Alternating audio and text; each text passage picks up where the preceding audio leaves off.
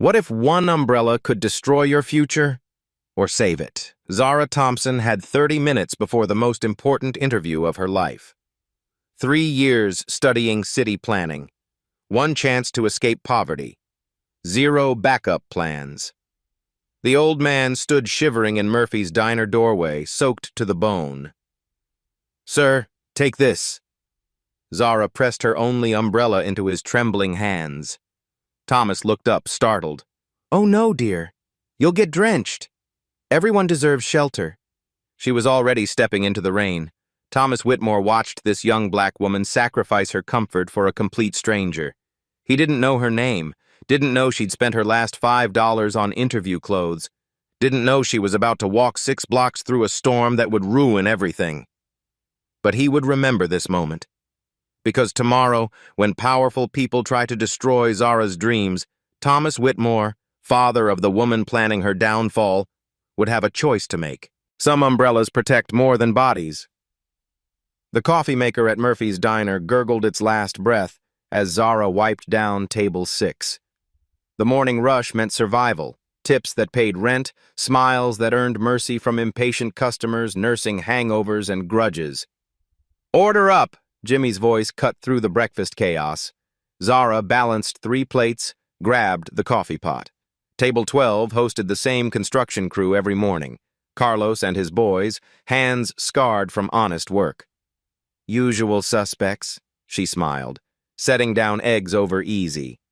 "You boys tearing down another building today?" "Nah, building up this time," Carlos replied. "Some fancy condos on 7th Street. Zara's smile faltered. 7th Street, Mrs. Martinez's apartment building, the community garden that fed 12 families. "Progress for who?" she murmured. "What's that, honey?" "Nothing. More coffee?" But Zara knew exactly what was happening. She'd mapped every development in Oakland, studied every zoning change. Those fancy condos would price out 3 generations of families.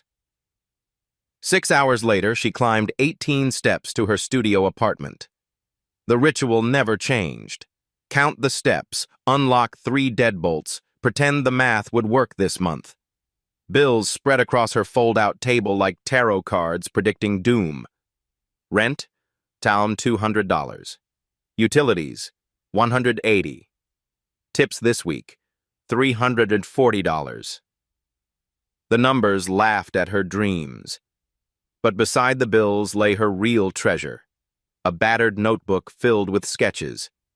Mixed-use developments with affordable housing, community spaces that preserved neighborhood character, transportation hubs connecting isolated areas. She'd drawn every street in East Oakland from memory, knew which corners flooded, which lots sat contaminated, which buildings could support additional stories.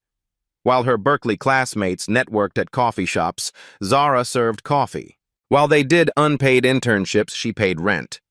Her laptop, 2016 MacBook held together with electrical tape and hope, illuminated 23 rejection letters.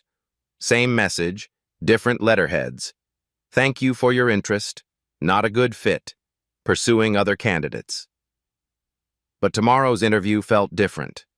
The city planning department. Real public service, real impact. She pulled up Google Earth, tracing downtown Oakland's development zone. Her finger moved across the screen, mentally redesigning intersections, imagining pocket parks where vacant lots festered. "Transit-oriented development with community input," she whispered to the empty room. "Mixed-income housing that doesn't push people out." Her grandmother's voice echoed in memory. "Baby, you see things differently. You see what places could become." At 8, Zara was redesigning school playgrounds. At 15, she'd mapped every bus route in Oakland, finding connections city planners missed. At 25, she could walk through any neighborhood and see its bones. What worked, what hurt, what healed. But seeing wasn't enough anymore. She needed to build. The alarm clock would scream at 4:30 a.m. 3-minute shower. Murphy's uniform, black slacks, white button-down, non-slip shoes that had walked 10,000 miles on cracked linoleum. Her interview folder waited by the door, Inside, resume, 3 recommendation letters, a portfolio of neighborhood proposals crafted between orders of hash browns and hope. Professor Lane had written, Ms. Thompson possesses an intuitive understanding of urban systems rarely seen in students twice her age. Her community-centered approach to development challenges conventional wisdom while remaining practically feasible. 23 rejections disagreed, but tomorrow, someone will finally see what she saw. Someone would understand that the girl serving coffee had been studying their city, block by block, for years. Tomorrow, Zara Thompson would prove that expertise doesn't require a pedigree, just passion. And maybe, if she was lucky, an umbrella's worth of kindness returned. She closed the laptop, whispered a prayer to empty air, and tried not to think about the interview she'd almost missed, because kindness mattered more than ambition. Some choices echo forever, but she wouldn't know which kind until the echo came back. The Oakland City Hall building rose like a concrete cathedral, all angles and authority. Zara smoothed her blazer, borrowed from her neighbor, still smelling faintly of perfume she couldn't afford. Ms. Thompson? The receptionist's voice echoed across marble floors. They're ready for you. Conference Room B held 3 faces behind a polished table. Margaret Santos, Planning Director. David Kim, Senior Analyst. Janet Rodriguez, Community Liaison. Their expressions gave nothing away. Walk us through your vision for transit-oriented development, Margaret began. Zara's hands steadied. This was her language. East Oakland needs housing that serves existing residents, not displaces them. Mixed-income development around BART stations, with community input driving design decisions. She pulled out her portfolio, hand-drawn sketches of Fruitvale Station reimagined, affordable units above retail spaces, public art incorporating neighborhood history, green corridors connecting isolated blocks. You've mapped every development pattern in this district, David observed, flipping through her proposals. I live here. I know where the buses don't run, which corners flood, which lots have been empty for 20 years. Zara's voice gained confidence. Planning isn't about perfect communities. It's about improving the ones that already exist. Janet leaned forward. What's your stance on the 7th Street project? A test question. Zara chose honesty. Luxury condos that ignore community needs. 12 families will lose their homes, so developers can market authentic Oakland living to tech workers. The panel exchanged glances. Unreadable. Thank you, Ms. Thompson. We'll be in touch. 48 hours later, the letter arrived. City seal embossed in gold, official weight that made her hands shake. Dear Ms. Thompson, after careful consideration, we regret to inform you that your application for the junior planning analyst position has been declined. During our review process, character concerns were raised that make you unsuitable for public service. Character concerns. Zara read the phrase until it blurred. No specifics, no accusations, no appeals process mentioned. She'd never gotten a parking ticket, never missed a payment, never lied on an application. Her credit score was pristine, her background check spotless. Character concerns. Monday morning found her in the planning department lobby, letter clutched like evidence of a crime she didn't commit. I need to speak with Margaret Santos about my application. The receptionist barely looked up. Ms. Santos doesn't discuss personnel decisions. But there's been a mistake. The letter mentions character concerns but doesn't specify, I can schedule you with human resources. Human resources meant a windowless office and Patricia Webb, whose smile was professional ice. Ms. Thompson, I understand your disappointment, but our decision is final. What character concerns? I have the right to know what accusations. No accusations were made. The selection committee simply felt you weren't the right fit. But you wrote, character concerns. That implies something specific. Patricia's smile never wavered. I'm not privy to the committee's internal discussions. Then who is? The decision-makers aren't available for comment. Brick wall. Bureaucratic politeness masking something darker. Zara tried a different angle. Can I reapply next quarter? Of course. Though I'd encourage you to address any underlying issues before submitting another application. What underlying issues? That's for you to determine. The conversation felt choreographed, practiced, like Patricia had given this speech before. Outside City Hall, Zara sat on concrete steps, studying the rejection letter. The language was too careful, too vague. Someone had vetoed her application without fingerprints. But who and why? Her phone buzzed. Text from Carlos. Hey girl, heard about the city job. That's messed up. You know more about Oakland than half of those suits. News traveled fast in small communities. By evening, Murphy's regulars were offering condolences like she'd suffered a death in the family. Maybe she had. That night, Zara spread her bills across the table again. Same math, worse prospects. Without the city job, she'd be slinging coffee until her hands gave out or her spirit broke. But anger felt cleaner than despair. Someone had stolen her future with 2 words: character concerns. Someone powerful enough to influence hiring decisions. Someone who wanted her silenced. Zara stared at her neighborhood sketches, years of dreams reduced to hobby art. Not anymore. Someone had just made this personal, and Zara Thompson was done being polite about it.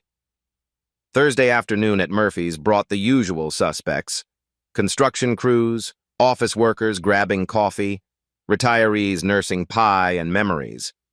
Zara refilled sugar dispensers on autopilot, her rejection letter burning a hole in her back pocket.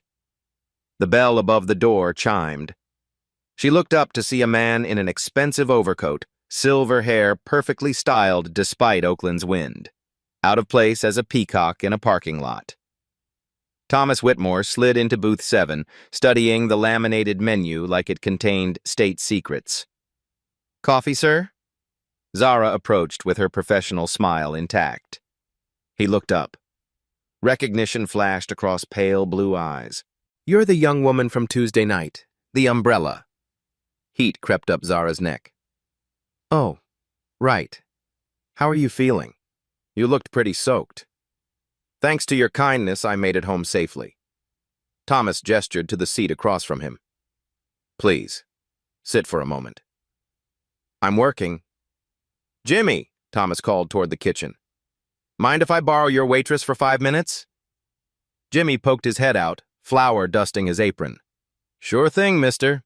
Zara, take your break. Zara slid into the booth, suspicious. Rich men didn't frequent Murphy's diner. Rich men definitely didn't remember waitresses who'd helped them once. Thomas Whitmore, he said, extending his hand. And you are? Zara Thompson. His handshake was firm, practiced. Whitmore. Why does that name sound familiar? Thomas's smile held secrets.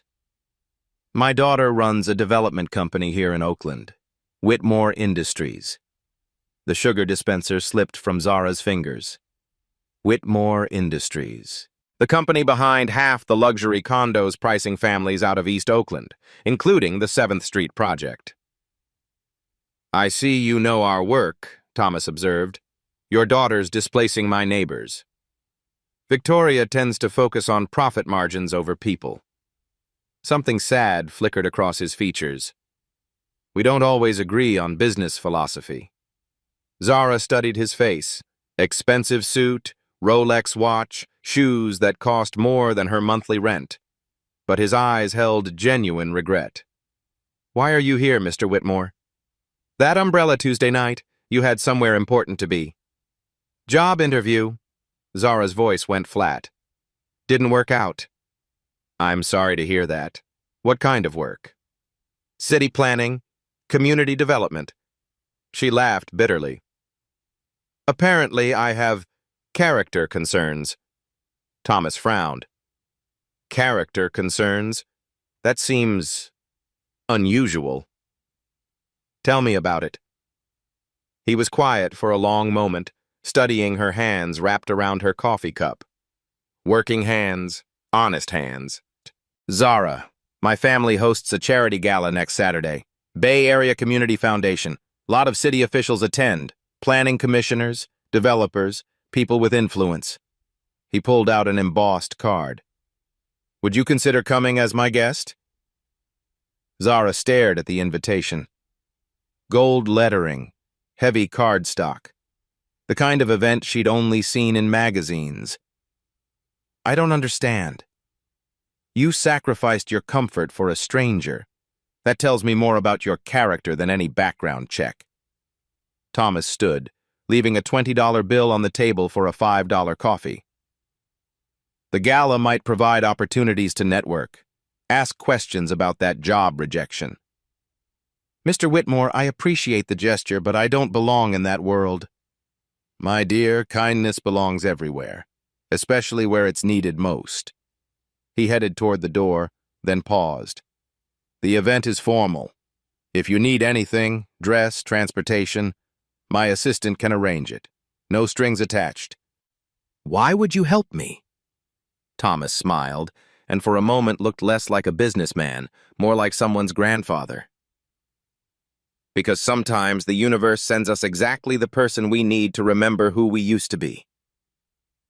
The door chimed behind him, leaving Zara holding an invitation to a world she'd only glimpsed from the outside.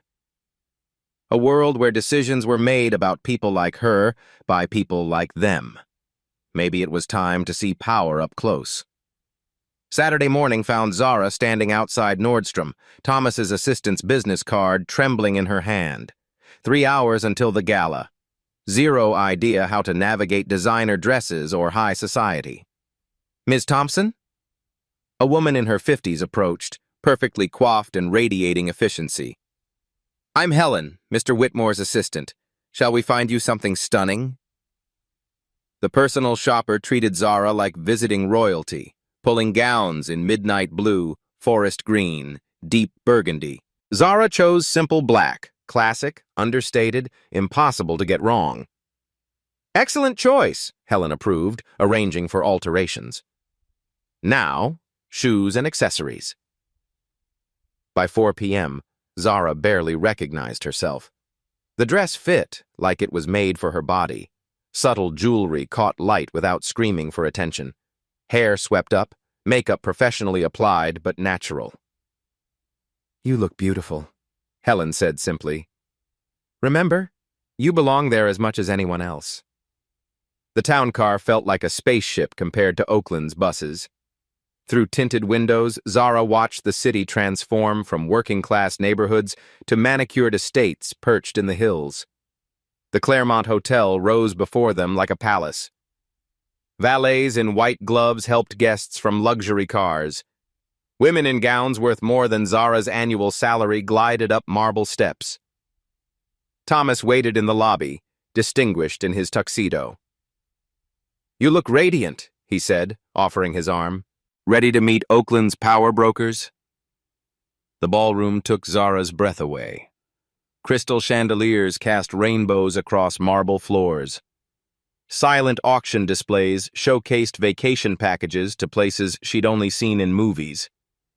The mayor posed for photos with tech executives and real estate moguls. Overwhelming? Thomas asked. It's like watching a documentary about rich people, except I'm accidentally in it. He laughed. That's exactly how I felt at my first gala. Stick close. I'll introduce you to people who matter. They moved through the crowd like diplomats. Thomas knew everyone. City council members, philanthropists, developers whose names appeared on half of Oakland's construction signs. He introduced Zara as a brilliant young urbanist with fresh perspectives on community development. Zara Thompson, she said, shaking hands with Oakland's housing commissioner. Nice to meet you. Thompson. That name sounds familiar. Did you apply for our planning analyst position? Heat flushed her cheeks. I did. Unfortunately, it didn't work out. Character concerns, wasn't it? The commissioner's expression was unreadable. Strange. We don't usually see issues like that with qualified candidates. Before Zara could respond, Thomas guided her away. "Let's get some air," he murmured. On the hotel's terrace, Oakland's lights sparkled below them. The view from this height made problems look small, manageable. "That was awkward," Zara said. "Actually, it was informative. The housing commissioner knows about your rejection. That suggests the decision came from higher up." Thomas studied her face. "Who else interviewed you?" "Margaret Santos, David Kim, Janet Rodriguez." Standard panel. "But the character concerns language. That's unusual. Almost like someone wanted to block you specifically." "But why? I've never even met most of these people." "Victoria." Thomas's voice brightened as a woman approached. Elegant, mid-40s, commanding presence in emerald green. "I'd like you to meet Zara Thompson." Victoria Whitmore was stunning in the way powerful women often were. Sharp intelligence behind beautiful features, confidence worn like expensive perfume. She extended a manicured hand. "Ms. Thompson, Father told me about your act of kindness Tuesday night." "Just doing what anyone would do." "I disagree. Most people prioritize self-interest." Victoria's smile was calculating. "He mentioned you work in urban planning?" "Trying to. The job market's competitive." "Indeed. I'm always interested in fresh perspectives on development. What's your take on Oakland's housing crisis?" Zara straightened. This was her language. "The crisis isn't lack of housing. It's lack of affordable housing in neighborhoods where people can actually build lives. Most new development serves commuters, not communities." "Interesting. And your solution?" "Mixed-income projects with genuine community input. Not token meetings where decisions are already made, but collaborative design processes. People who live somewhere understand how it works better than consultants who drive through once." Victoria's eyes sharpened. "You sound critical of current development practices." "I'm critical of development that treats neighborhoods like blank slates instead of living ecosystems. The 7th Street project, for instance, luxury condos that ignore existing community needs. The 7th Street project will bring jobs and tax revenue. For whom? The families being displaced won't benefit from jobs that require college degrees they can't afford. The tax revenue will fund services in wealthy areas while East Oakland still lacks basic infrastructure." Other guests had drifted closer, drawn by the intensity of their conversation. Victoria seemed to enjoy the attention. "You make valid points," Victoria said carefully. "What would you do differently?" Zara felt the spotlight of powerful attention. "Preserve affordable units through community land trusts. Require developers to partner with local hiring programs. Design retail space for existing small businesses, not chain stores that extract wealth from neighborhoods." "Idealistic but impractical," someone murmured from the crowd. "Actually, it's been proven in Portland and Minneapolis," Zara replied. "Both cities have inclusionary zoning that works when it's properly funded and enforced." Victoria smiled, genuine this time. "You've clearly done your homework." "I live there. It's not homework, it's survival." The crowd had grown quiet, sensing something significant happening. Victoria seemed to make a decision. "Ms. Thompson, would you be interested in consulting for Whitmore Industries? We are always looking for community perspectives on development projects." Thomas beamed beside her. Zara felt the room's energy shift. This was how deals got made, connections formed, futures decided. "I'd be honored to discuss it." "Excellent. Let's schedule lunch next week. I suspect we could learn from each other." Victoria handed her a business card. "My assistant will call you Monday." As Victoria moved away, Thomas squeezed Zara's shoulder. "Well done. You just impressed one of the most influential developers in Oakland."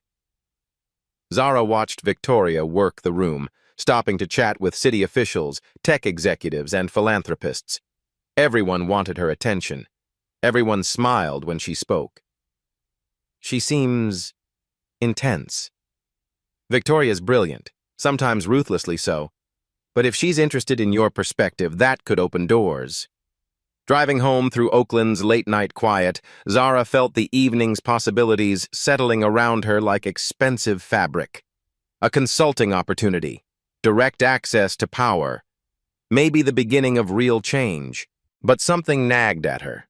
Victoria's questions had felt like an interview, and her smile, while charming, never quite reached her eyes.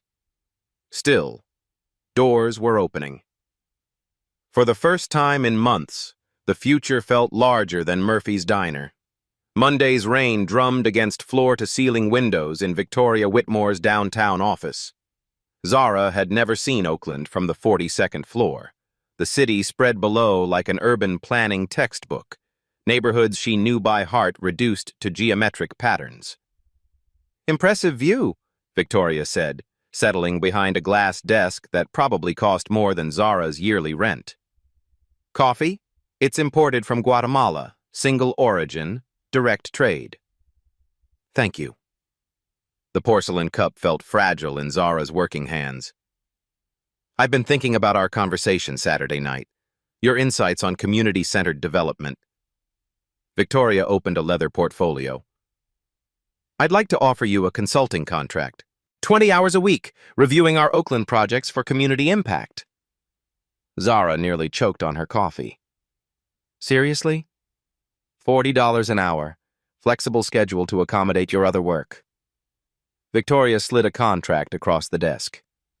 "We need authentic community voices in our planning process." $800 a week, more than Zara made at Murphy's in a month. She scanned the contract, straightforward terms, reasonable deadlines. "This is incredibly generous. Self-interest, really. Our projects succeed when communities embrace them. Your perspective helps us avoid costly mistakes." Victoria leaned forward, conspiratorial. "Between us, I'd also like to help with your city planning career. That rejection was unfortunate." "You know about that?" "Oakland's development community is small.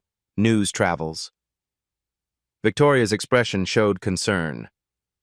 "Character concerns, such vague language. Almost like someone wanted to block you without leaving fingerprints." "You think someone had deliberately sabotaged my application?" "It's possible.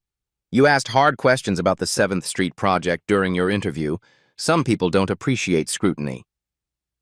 Victoria stood, pacing to the window. "I have connections in city planning. Let me make some calls, see what I can discover."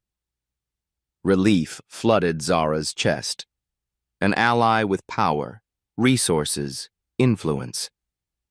"Why would you help me?" "Because talent deserves opportunity. And frankly, the planning department needs fresh thinking." Victoria smiled warmly.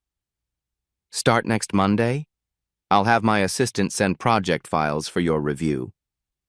Walking back to Murphy's, Zara felt lighter than she had in months. Steady income, professional respect, a path back to her planning career. The city looked different from sidewalk level, not geometric patterns but living neighborhoods. Places she'd soon help improve through thoughtful, community-centered development. For the first time since the rejection letter, the future felt bright. Maybe umbrella-sharing kindness really did come back around. 3 weeks into her consulting work, Zara felt like she was living someone else's life. Professional meetings in glass towers. Input valued, opinions respected. Victoria's assistant scheduled her like she mattered. But tonight's Oakland City Council meeting reminded her why she'd chosen planning in the first place. The council chamber buzzed with nervous energy. Folding chairs packed with 7th Street residents, Mrs. Martinez clutching eviction notices, Carlos and his construction crew still in work clothes, families whose Spanish mixed with English in worried whispers. "Public comment period," announced Council President Williams. 3 minutes per speaker. Zara had registered to speak, using her new consulting credentials to add weight to her words. She stood when her name was called, approaching the microphone with her neighborhood sketches and 3 weeks of Whitmore Industries research. "Good evening. I'm Zara Thompson, urban planning consultant. I'm here to address the 7th Street development project. Victoria sat in the developer section, watching with an unreadable expression. This project displaces 12 families to build luxury condos for tech commuters, Zara continued. But affordable alternatives exist. Community land trusts could preserve housing while allowing neighborhood investment. Mixed-income development could serve existing residents and newcomers. She held up her sketches, the same designs she'd shown Victoria. These aren't just drawings, they're blueprints for development that builds communities instead of destroying them. Murmurs of approval rippled through the crowd. Mrs. Martinez nodded. Carlos gave a thumbs up.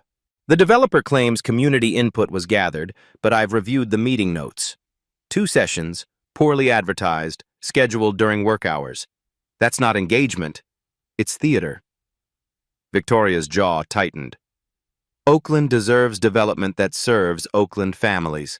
Thank you. Applause erupted from the resident section. Zara returned to her seat, heart pounding but proud, using her voice for people who rarely got heard. Victoria approached as the meeting adjourned. Interesting presentation. Community-centered development, like we discussed. Indeed. Victoria's smile was ice. Let's talk. They stepped outside, away from the crowd streaming toward buses and cars. Victoria's composure had shifted. Less mentor, more predator. That was quite a performance, Zara. Performance? Your passionate defense of community interests. Very moving. Victoria's voice dripped condescension. Of course, it puts me in an awkward position. Zara felt the first twist of unease. How so? Whitmore Industries has significant investments in the 7th Street project. Your public opposition to our development creates complications. The words hit like cold water. Your development? Did you think we only built wealthy neighborhoods? Luxury markets have limited growth potential. The real money is in gentrification, buying low, building high, selling to professionals desperate for authentic urban living. Zara's consulting work flashed through her mind. Projects she'd reviewed, communities she'd unknowingly helped displace. You used my research to improve your displacement strategies. Your insights were invaluable. Who better to understand community vulnerabilities than someone from the community? Betrayal burned in Zara's throat. I trusted you. Business isn't personal, Zara, though I admit, tonight's speech was unexpected. Victoria stepped closer, her voice dropping. Which brings us to your employment situation. What about it? Those character concerns that blocked your city planning application? They didn't materialize naturally. Victoria's smile was razor-sharp. I made some calls, shared concerns about a candidate who might be disruptive to productive developer-city partnerships. The world tilted. You sabotaged my application? I protected my interests. Your interview answers showed dangerous idealism. Community land trusts, inclusionary zoning, affordable housing mandates, policies that threaten profitable development. So you destroyed my career to protect your profits? I redirected your career toward more suitable opportunities. The consulting work, my mentorship, I was providing alternatives. Rage built behind Zara's ribs. You blocked my dream job, then offered me crumbs to make yourself feel better? I offered you real money and professional connections, more than you'd have earned in government bureaucracy.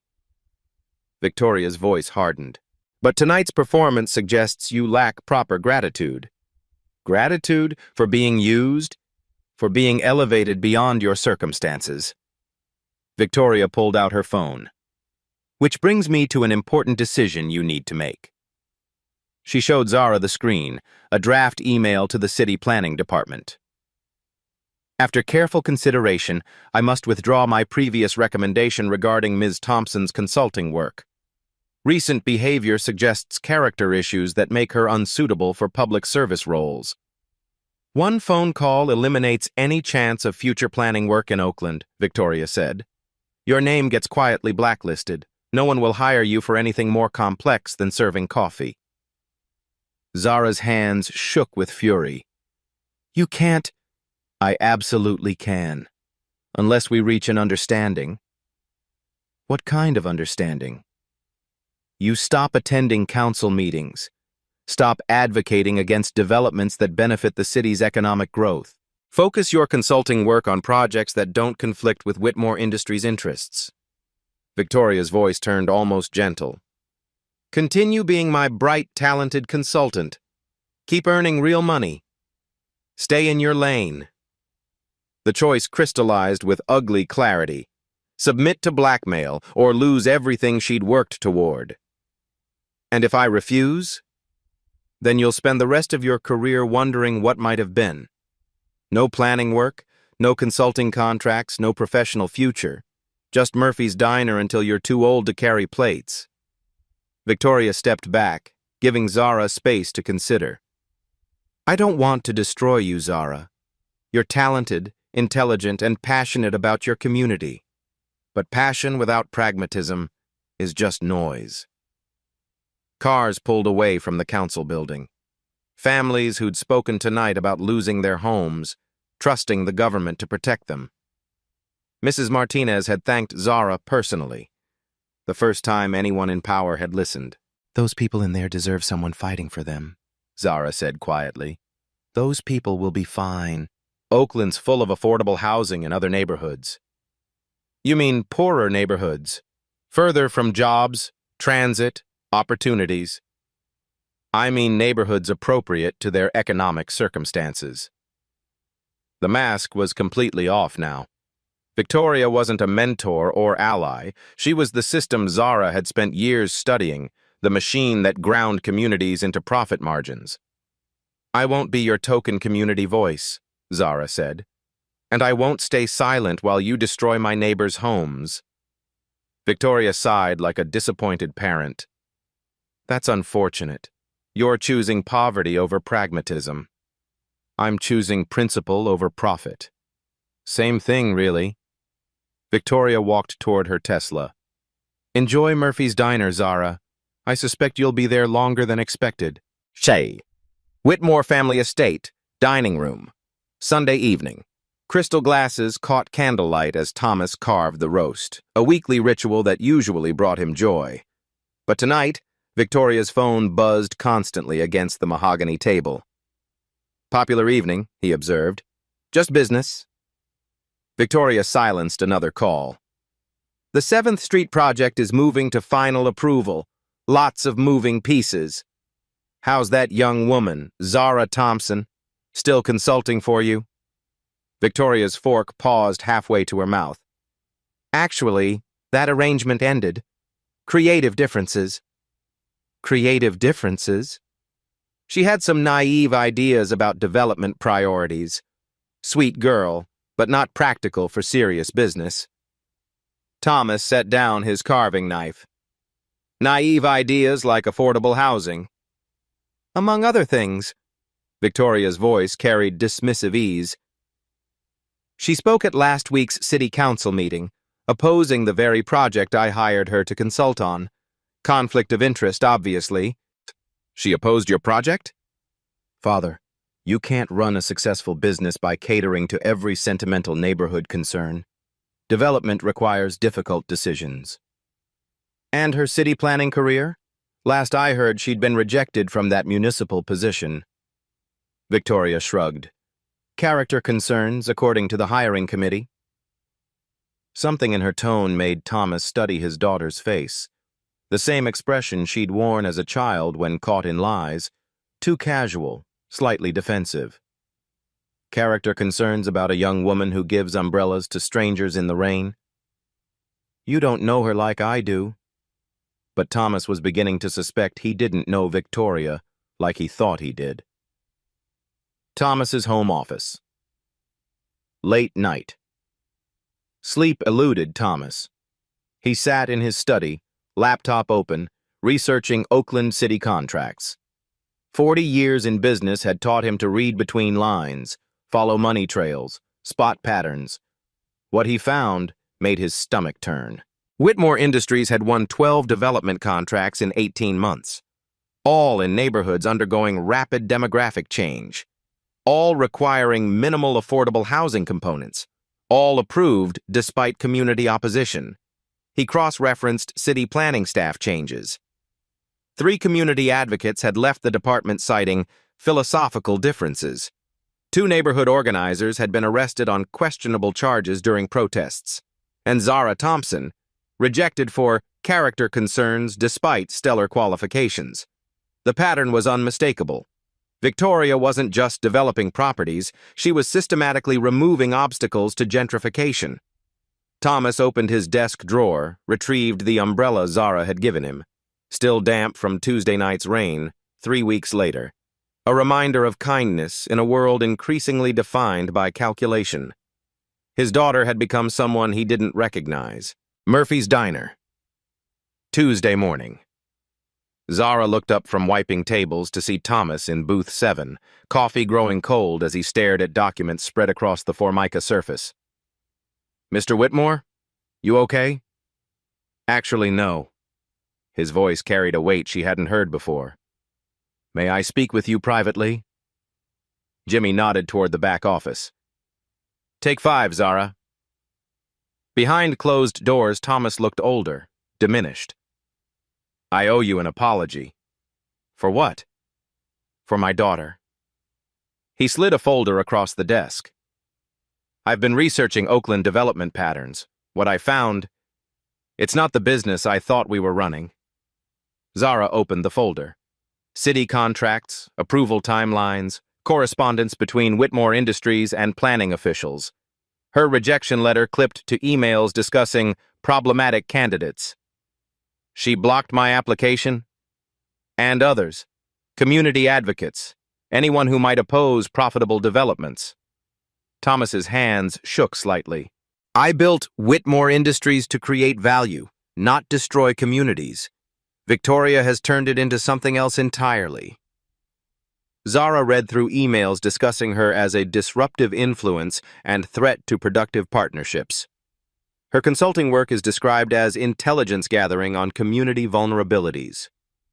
"Why are you showing me this?" "Because I'm ashamed, and because you deserve allies, not obstacles." Thomas met her eyes. "I want to help you fight this." "You want to fight your own daughter?" "I want to fight corruption that happens to involve my daughter." His voice strengthened. "Victoria has city officials, development contracts, political connections. But I have 40 years of business relationships and intimate knowledge of how she operates." Zara studied the documents. Names, dates, financial flows, evidence of systematic manipulation. "What are you proposing?" "Partnership. You understand the communities being harmed. I understand the business mechanisms causing that harm." Thomas leaned forward. "Together we can expose what she's doing." "This could destroy your family." "My family is already destroyed. I just didn't want to see it." He picked up the umbrella from beside his chair. "A wise young woman once told me everyone deserves shelter. I'm ready to provide some." Hope flickered in Zara's chest for the first time since the council meeting. An ally with resources, access, motivation.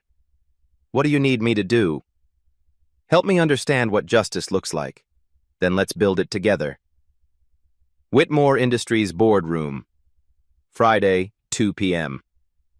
Victoria paced behind floor-to-ceiling windows, Oakland spread below like a chessboard she'd been winning for years. Emergency board meetings meant crisis management, damage control, strategic repositioning. Today felt different, urgent, necessary. "Ladies and gentlemen," she addressed the 12 board members around the polished mahogany table, "I've called this meeting to address serious concerns about my father's recent judgment lapses and their impact on company operations." Board Chairman Harrison Way adjusted his glasses. "Thomas has served this company with distinction for 40 years, which is precisely the problem." Victoria clicked her presentation remote. Professional slides filled the wall screen. "Age-related cognitive decline affects 34% of executives over 70. Recent studies from Harvard Business Review confirm that emotional decision-making increases dramatically with advanced age. Images flashed across the screen. Thomas at charity events, conversations with local activists, the umbrella incident captured by a building security camera. My father has been making increasingly erratic business decisions, Victoria continued, voice carrying practiced authority. Emotional investments in unprofitable community programs, sentimental attachments that threaten shareholder value. He's developed inappropriate relationships with community agitators who actively oppose our development projects. Board member Sarah Lane frowned. Thomas has always prioritized community relations. Community relations, yes. Community manipulation of business decisions, no. Victoria advanced to her next slide, financial projections showing decreased profits. His interference has cost us 2 major contracts this quarter. He's been feeding sensitive information to neighborhood activists who use it against our interests. Murmurs rippled around the table. James Park leaned forward. These are serious allegations, Victoria. Which is why I'm recommending we remove him from the advisory board effective immediately, for the protection of shareholder interests and company reputation. The boardroom doors exploded open. Thomas strode in, flanked by Zara and 6 Oakland residents. Mrs. Martinez still in her house-cleaning uniform, Carlos in concrete-stained work clothes, families whose Spanish mixed with English in nervous whispers. Media followed like a flood. Chronicle reporters, KTVU cameras, local activists live streaming on phones held high. Victoria, Thomas said with calm authority, I believe we need to have a more complete conversation about character and business ethics. Victoria's face was drained of color. This is a private board meeting. About public corruption, Zara replied, setting a laptop on the polished conference table. Which makes it very much a public concern. Mrs. Martinez stepped forward, voice shaking but determined. My name is Rosa Martinez. I've cleaned offices in this building for 15 years. Whitmore Industries is trying to steal my home with lies and bribes. Security! Victoria lunged for her phone, but Thomas raised his hand. Let them speak, Victoria. It's time this board heard about the business we're really running. Harrison Way studied the unexpected crowd. Thomas, what exactly is this about? Corporate fraud, municipal bribery, systematic displacement of low-income communities through illegal manipulation of city planning processes. Thomas opened his own laptop, fingers steady despite his age. Victoria, would you like to explain these email exchanges with city officials? The wall screen filled with correspondence.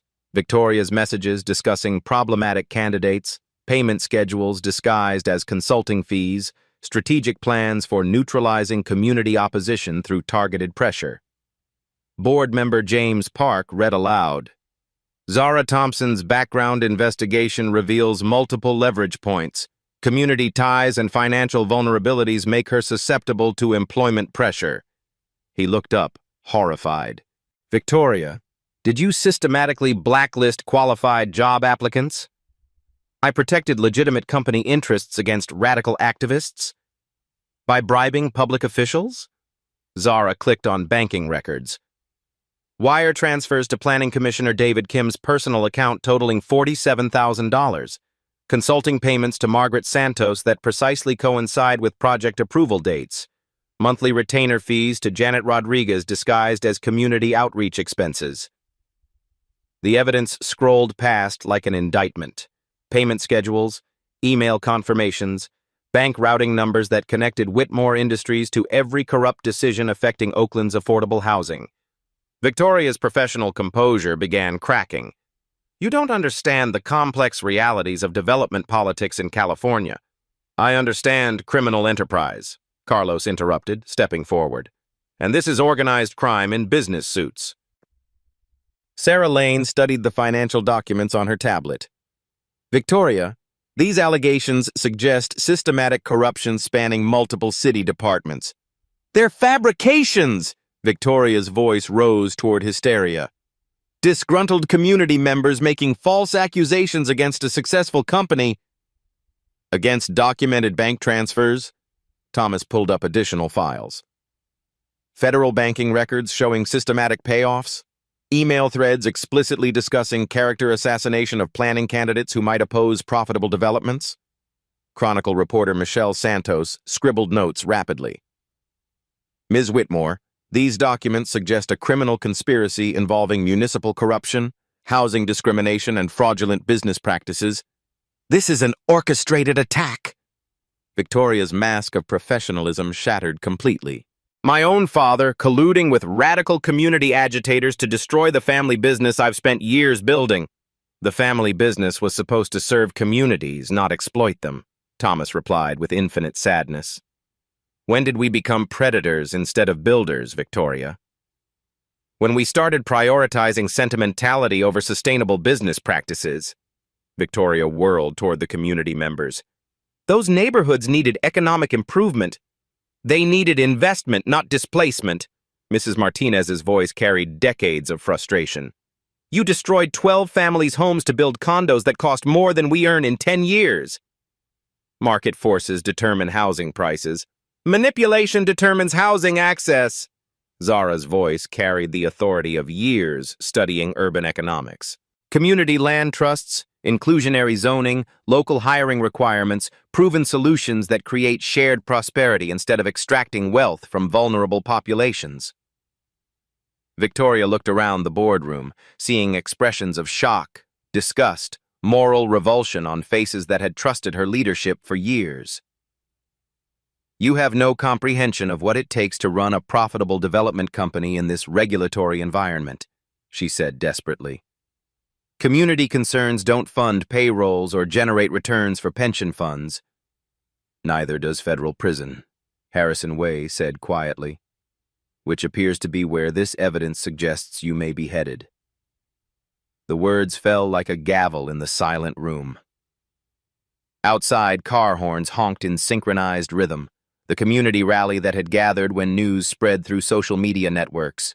Chants filtered through reinforced windows. Housing justice now! Housing justice now! Victoria walked to the windows, staring down at the crowd.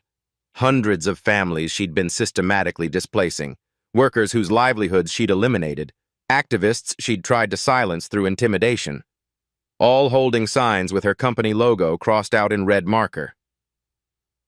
The board will need to conduct a thorough investigation, Harrison announced formally. Victoria, I'm immediately suspending your executive authority pending completion of federal and state inquiries. You cannot. I built this company's market success. You built a criminal conspiracy, Sarah Lane corrected, using our corporate reputation as cover for systematic corruption. Media cameras captured everything. Victoria's public meltdown, Thomas's dignified anguish, Zara standing between opposing worlds with evidence that would reshape Oakland's development future. Oakland City Hall, council chambers. 3 weeks later. The same folding chairs that had held nervous families now hosted celebrations. Mrs. Martinez sat in the front row, no longer clutching eviction notices but holding her grandson's hand as he colored pictures of their apartment building. Motion to approve the Community Housing Preservation Act, Council President Williams announced. All in favor? 7 hands rose unanimously. Applause erupted from packed galleries. Zara watched from the staff section, wearing a crisp blazer with a city planning badge clipped to her collar. 3 weeks since Victoria's arrest, 2 weeks since starting as Oakland's new community planning coordinator, 1 week since her first community meeting where residents actually listened instead of fought. The federal investigation had moved swiftly. Victoria faced charges for municipal corruption, housing discrimination, and fraudulent business practices. David Kim and Margaret Santos had resigned in disgrace. Janet Rodriguez was cooperating with prosecutors in exchange for reduced charges. But tonight was about building, not destroying. Ms. Thompson, Council President Williams called out, would you like to address the community about implementation? Zara approached the same microphone where she'd once stood as a concerned citizen. Now she spoke with official authority, but the same passion burned in her voice. The Community Housing Preservation Act creates Oakland's first comprehensive anti-displacement program, she began. Community land trusts will preserve affordability permanently. Local hiring requirements ensure neighborhood residents benefit from development projects. And most importantly, every proposed development requires genuine community input before approval. Carlos raised his hand from the audience. What happens to families already displaced by Whitmore Industries? Federal settlement funds will provide relocation assistance and down payment support for qualifying families to return to their neighborhoods, Zara replied. Justice delayed shouldn't mean justice denied. More applause. Mrs. Martinez wiped tears from her eyes. After the meeting, Zara found Thomas waiting by the marble steps. At 73, he looked lighter somehow. The weight of moral compromise finally lifted from his shoulders. Proud grandfather moment, he said, embracing her warmly. You're not my grandfather. Honorary grandfather. It's different. He pulled the familiar umbrella from his briefcase. I believe this belongs to you, full circle. Zara accepted it, running her fingers along the worn handle. Keep it. You might need shelter again someday. From storms of my own making? From any storms at all. She smiled. Everyone deserves protection, Mr. Whitmore. Even stubborn old men who do the right thing when it costs everything. Thomas laughed, the sound of someone who'd found his way back to himself. In that case, I'll treasure it. Above them, Oakland's city lights sparkled like promises kept. Communities preserved, families protected, justice served with a side of genuine change. Some umbrellas protect bodies from rain. Others protect souls from regret. Tonight, both were safe and dry. Fruitvale Community Center, 6 months later. The meeting room buzzed with productive energy. 40 residents crowded around folding tables, studying architectural plans for the new mixed-income development on 7th Street. Where luxury condos once threatened displacement, community-designed housing would soon rise. Zara stood at the front, no longer the waitress who gave away umbrellas or the consultant manipulated by power. She was Oakland's community planning coordinator, facilitating conversations that actually mattered. The ground floor retail spaces are reserved for existing neighborhood businesses, she explained, pointing to detailed drawings. Mrs. Martinez, your son's mechanic shop gets first priority for the corner unit.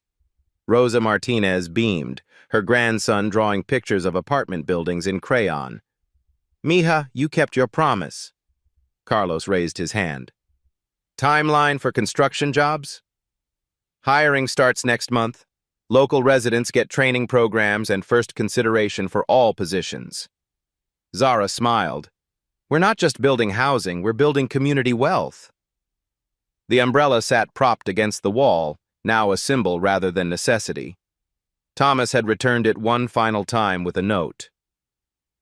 For the next storm that needs weathering.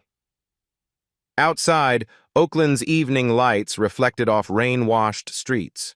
Somewhere, another act of unexpected kindness was creating ripples that would reshape someone's tomorrow. True character shows when you're losing, not winning. But sometimes, choosing to lose everything leads to gaining what truly matters. What small act of kindness could you do today that might change someone's world? Drop a comment below sharing how kindness has impacted your life, and subscribe for more stories of ordinary people creating extraordinary change. At Black Voices Uncut, we don't polish away the pain or water down the message. We tell it like it is because the truth deserves nothing less. If today's story spoke to you, click like, join the conversation in the comments, and subscribe so you'll be here for the next Uncut Voice.